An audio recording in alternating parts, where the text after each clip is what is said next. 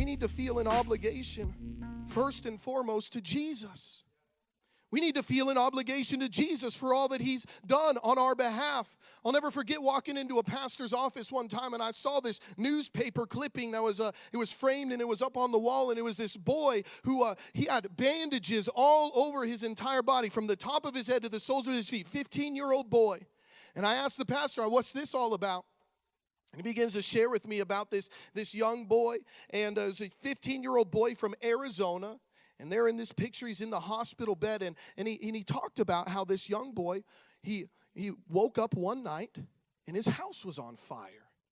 He woke up, he was completely fine. He woke up, he saw the smoke, the alarms were going off, and he got up. He grabbed some clothes real quickly. He went out the house, he went down the hall, down the stairs, and out the front door. He was standing on his front lawn, completely fine, standing out there. And then as he was standing on his front lawn, a few people had come out of the house as well. He began to hear the screams of his younger brother inside the house. And so what he did is he ran back into the house. He found his brother, grabbed his brother, began to run with him outside of the house. But as he was going back out the house, his clothes began to catch on fire. And by the time he got out to the front door, threw his brother out in the front lawn, he was completely engulfed in flames. He dove on the ground, rolled around, but he was burned to a crisp from the top of his head to the soles of his feet. He had risked his life and sacrificed so greatly to save the life of his brother. Now, I don't know about you. They've got this picture, and I'd imagine today, this is probably 15 years later now.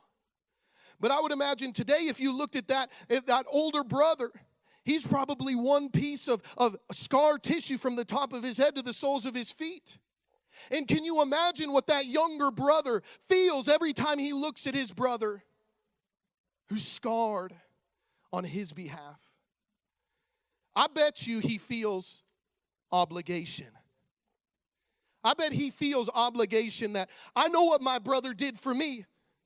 And man, whatever you want, what can I do for you? I'll do anything for you. He owes him his life. Now, I want you to think about, what did Jesus do for us? What did Jesus do for us? The Bible says in Romans 5:8 that God demonstrated his love towards us, that while we were sinners, Jesus died for us.